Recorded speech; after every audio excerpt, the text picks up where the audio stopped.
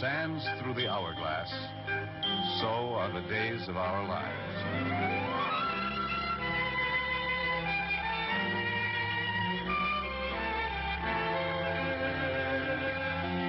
This is MacDonald Carey, and these are the days of our lives.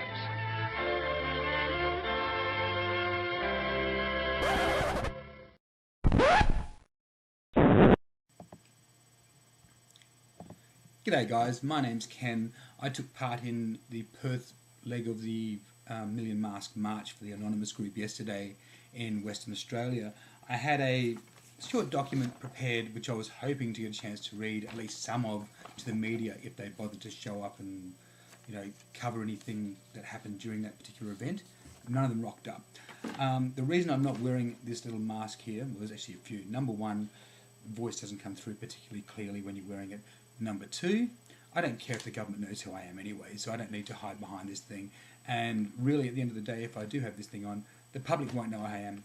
The government will have no trouble at all tracking down who uploads this video, so I'm not going to achieve anything. I'm still going to be having the officials, if they want to come after me, come after me. I'll quickly read you the document, or try to quickly read it. It's probably about 15 minutes worth, which I had prepared. I'll probably add little bits and pieces of it because the original version of this thing was over double the size, so there's a lot that's been left out. Okay. We the people participating in this march are sick and tired of being sick and tired of all the lies, the deceit, the propaganda and corruption our morally bankrupt elected officials seem to believe they have some God-given right to use against us. A simple fact which our elected officials seem to forget is that we the people, that's us guys, we own the government. The government does not own us. If the elected officials are not acting in the best interests of us, of we the people, then we have the right to remove them from power and replace them with someone who will look after our best interests, and not just the interests of those elitists who clearly pull the strings on these puppets who we elect as leaders. We're sick and tired of the complete lack of transparency within the corridors of power on all matters which affect our daily lives. A world where the governments believe they have the right to spy on our internet communications, to record our personal phone calls, to log every single keystroke that we make.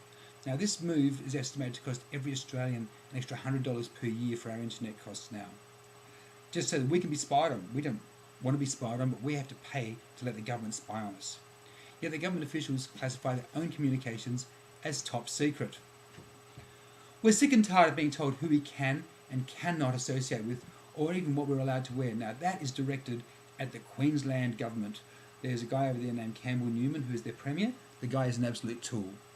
And he believes that he has the right to tell the members of different bike clubs over there that you're now an outlaw, associating with your friends will get you arrested, wearing these clothes, these particular colours will get you arrested, you'll go to jail until I can be bothered letting you go. As I said, the guy is a tool. He's infringing on lots of people's, civil rights, their basic rights as human beings. We're sick and tired of being labelled conspiracy theorists or crazies, simply because we refuse to believe the obvious lies that we're being spoon-fed, through the government's various media, various controlled media outlets around the world. Now, Fox is probably the worst among them, but there's a lot more. We're sick and tired of the constant, non-stop witch hunts targeting those who are brave enough to speak out and expose the criminal actions of the officials who we entrust with running this country, Australia, as well as other countries around the world. To us, people such as Julian Assange, Edward Snowden, Bradley Manning, and there's lots of others, but they're the three who everybody knows, they are true heroes. Since when has it been unlawful to expose the crimes of any person or organisation or government entity? As far as I'm aware, it's not, but the American government believes that it is, and they are chasing people, putting people behind bars for exposing their criminal actions. If it weren't for the continual breaches of our basic civil rights as world citizens by our governments, then organisations such as WikiLeaks, Julian Assange's group, or these guys here, the Anonymous League, would not exist. Because, well, they'd have no reason to exist. We'd have no reason to exist. And I'm saying we because I'm quite proud to say that I'm actually part of these boys. Okay? The government and the elitists created the problems which are now plaguing our world. So today, we're uniting against their obvious lack of moral compass and putting them on notice. Well, as I said, that was for yesterday, but it's ongoing anyhow. We're sick and tired of those who have everything, taking the few meagre possessions from those who have nothing. of living in a world divided into the haves and the have-nots. A world where the 85 wealthiest people have more between them than over 50% of the world's population combined. So if you take the poorest 50% of the world, they've got less between that 50% of the world, which is about 3.5 billion people, have less, between them than the world's 85 richest people. Okay, and those richest people seem to have total impunity when it comes to the blatantly immoral and often illegal means which they use to amass that immense wealth. A world where these few elitists have a total disregard for the people they're trampling over in order to acquire greater control of the almighty dollar, and where the governments allow these absurd, disgusting situations to get worse by the virtue of their inactions. One example which I'm going to use here is the deregulation of the university fees here in Australia, which people overseas may not be aware of.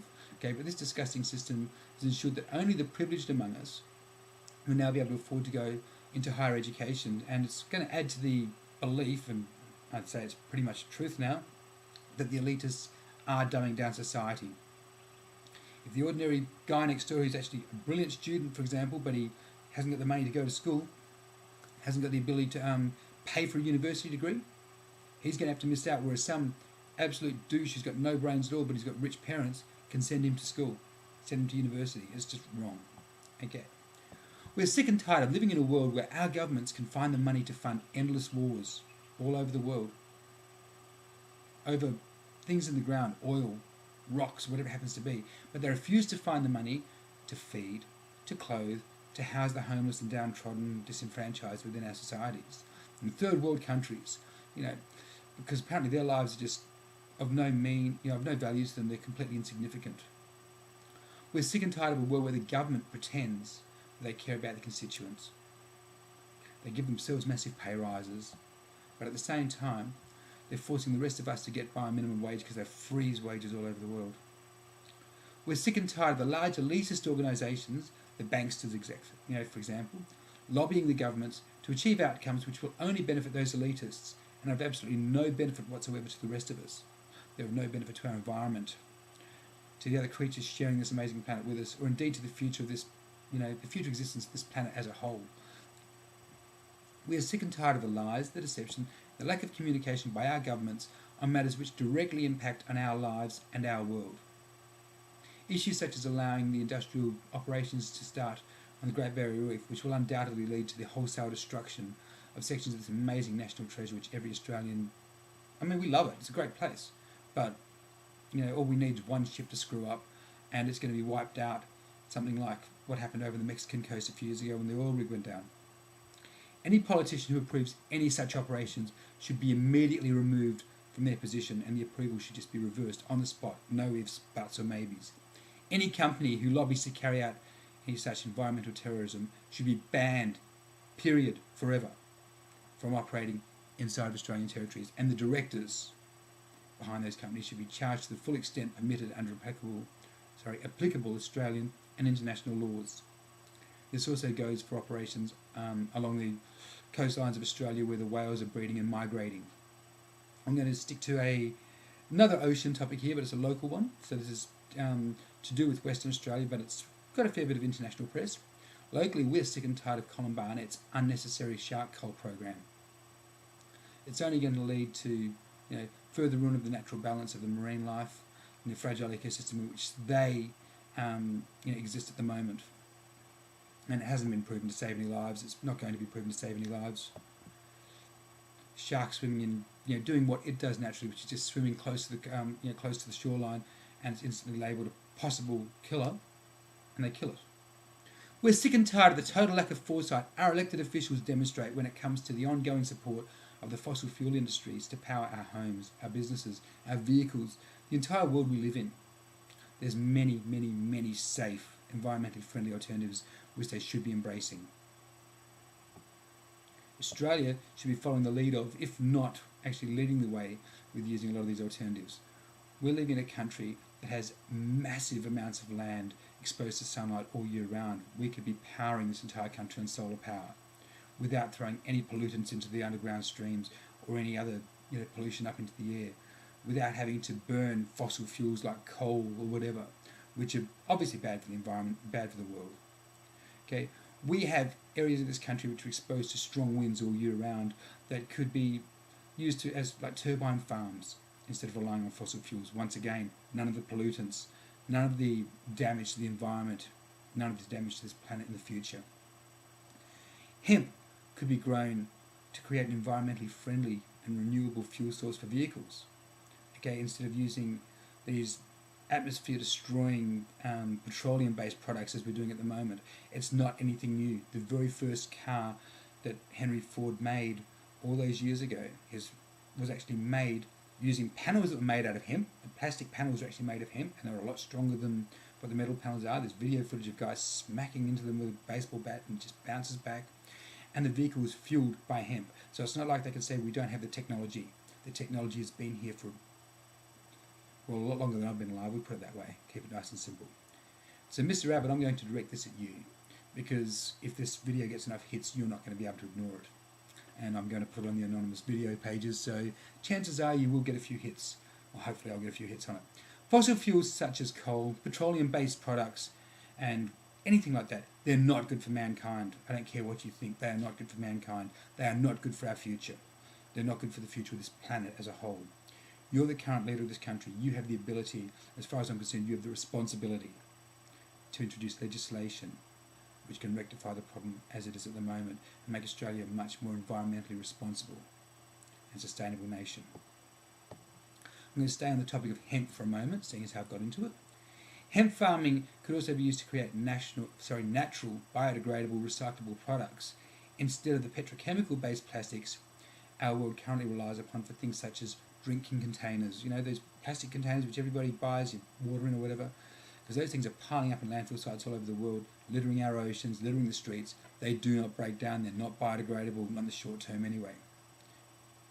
You can make, as I said, automotive panels have been made from them. You can make clothing from them. You know, this is cotton, but you know, hemp is one of the strongest natural fibers on the planet, and it's obviously a lot healthier to wear than most of these synthetics that are available. We're sick and tired of our governments pandering to every wish of the financial backers who only care about their bottom line. I'm going to talk specifically about the pharmaceutical companies who continue to lobby against the legalization of natural cannabinoids for medical purposes. Over the past several thousand years, our human body has evolved, and it contains, or possesses, natural cannabinoid receptors. They're obviously a part of our anatomy for a reason. Okay, it's not like we just, we've got these cannabinoid receptors, but we don't need them. They're obviously here for a reason. A multitude of scientific studies have proven that there's many medical benefits from hemp-derived cannabinoid products in the treatment of various ailments which are currently afflicting our modern society. Okay, one example, I'll go through a few of them actually. Okay, the use of cannabinoids has been demonstrated time and again by various scientific studies that it will retard, reverse, and in some cases completely eradicate various cancers. Okay, the symptoms of Parkinson's disease that have been shown to be greatly improved over and above the current methods using current medications, when cannabinoids are used as part of the treatment or as the treatment instead. Okay, arthritic patients, which are guys like myself, they've actually had some of them report major improvements in the pain management well beyond those of conventional medicines. So if they're using cannabinoids, it just gets rid of the pain factor big time. On the most basic level as a painkiller, according to the scientific research which is available, cannabinoids are suitable for patients suffering from various conditions, in some cases requiring some fairly hefty drugs like morphine and other drug cocktails which have got a lot of side effects and they're not good for the human body at all. Cannabinoids have a lot less side effects, but they're able to do exactly the same job. I'm not talking about smoking a joint. I'm talking about there are other ways of actually extracting the products from the hemp bushes and actually putting them into either capsule form or a gel form or some other way, possibly nasal inhalers. There are ways of getting these things into our system without getting the high that the government is so worried about. Not that I've actually got a problem with guys smoking dope anyway. As far as I'm concerned, it's their business.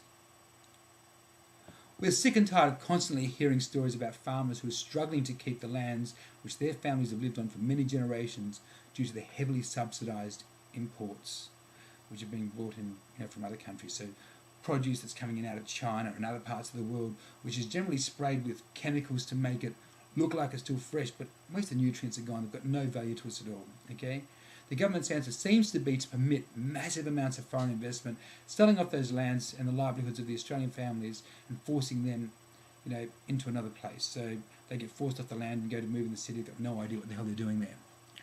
Maybe the government's response should be to impose something like additional taxes on the imported products and then pass that money across to the farmers in the form of subsidies so that our own farmers can ensure their continued survival into the future, and that will also guarantee that we get good, healthy, locally produced foods to eat as opposed to some of the highly questionable stuff that comes in from overseas. Now, anyone who doesn't know what I mean by questionable stuff that's being grown overseas, look up night soil, which is something that is grown, they use to actually grow produce over in China. I doubt you'll ever eat another piece of fruit or vegetables that comes out of China after that. We're sick and tired of the lack of legislation when it comes to the information on products which we can buy in stores containing genetically modified ingredients. We have the right to know what we're consuming, and the government should enforce a labelling system which clearly addresses this issue in much the same way as it's imposed these anti-smoking messages on every single piece of cigarette paraphernalia you can get. All products containing genetically modified ingredients should be clearly labelled. We should be able to make a conscious decision on whether or not we are prepared to consume those items. It shouldn't be, left down to chance where you're buying something and have no idea whether there's any genetically modified organisms contained in that product. We're sick and tired of the one-sided reporting from our government-controlled media outlets when it comes to lies such as what really happened on 9/11, or the truth behind the recent Malaysian airline disasters. The official stories don't add up. They're so full of holes it's ridiculous. They're not telling the truth. We want to know the truth. We're sick and tired of the blatant two-faced hypocrisy our Western governments, are showing when they condemn things like the Islamic State forces, which they helped to create in some degree. Actually, they supported in some way. They did not want the Assad government in power over in Syria, and these Islamic State fighters were the rebels on the ground fighting against the Assad government. So for the US government, the Australian government, the other Western governments to say, oh, these guys are evil, hey, grow up. You guys created this Frankenstein's monster, or at least in some way helped to create it. You've given it life, you've put power into it. You can't suddenly pull the plug and say, hey, I want this thing to go away. It's not going to happen.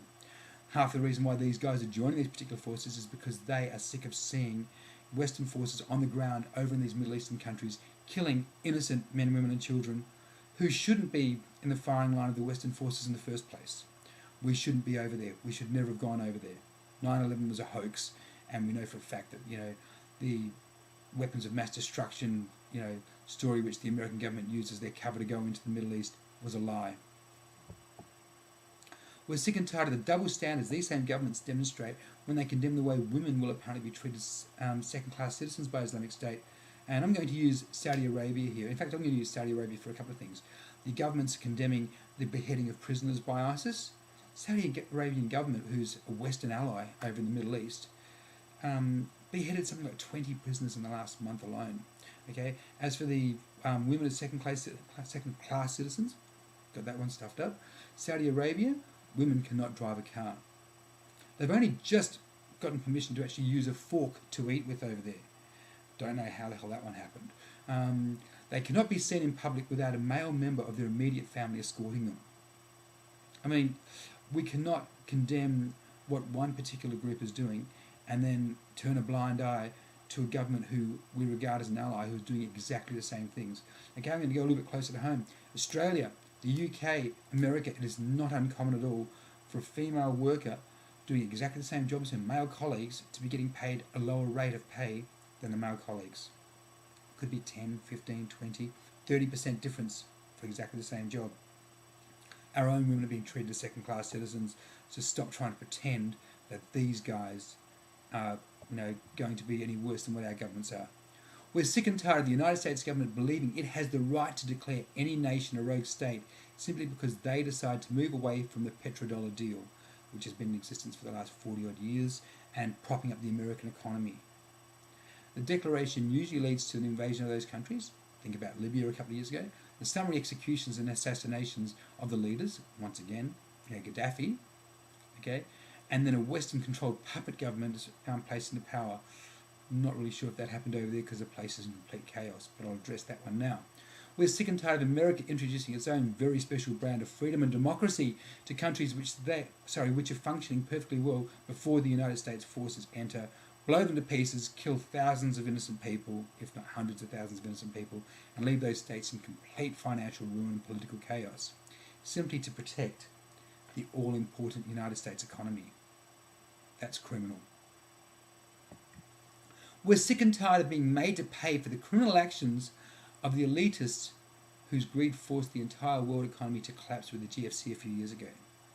Now, we the people did not create those problems. We did not create the situation we're currently in. They were the direct result of short-sighted greed by certain money-hungry power brokers who ruined the lives of millions and millions of people. They destroyed millions of families. They put a lot of people out in the street. They cost jobs all over the world. Yet these freaks, and that's all I'm going to refer to them as, are still living in their luxury mansions, they're driving around in their fancy cars, they're living like kings and queens, whilst the rest of us are being made, the working class minions, which is what I'm going to refer to us as, because that's what they're using us as, of the world, being forced to pay for their greed and their financial mismanagement with higher taxes and a lower standard of living. That's criminal. The fact that our government is allowing them to get away with it, as far as I'm concerned, is treason against the people who voted for them. We're sick and tired of how all the world governments are controlled by the likes of the Rothschilds, the Reinhardts, the Murdochs. There's a lot of them out there. There's a few families that basically, they get everything and the rest of us get nothing. And the governments are only looking after the needs of those people to the detriment of the rest of society. I'll finish off by reading 2 paragraphs from the posters which were circulated around Perth and the brochures that were circulated around Perth for our Million Mask March. So that's these boys, the Anonymous League, yesterday. Okay, we peacefully protest our government in efforts to stop the blatant abuse of power. We are against the increasing infringement of our rights with overreaching laws, against our government making secretive agreements, both nationally and internationally, against a draconian surveillance and data retention.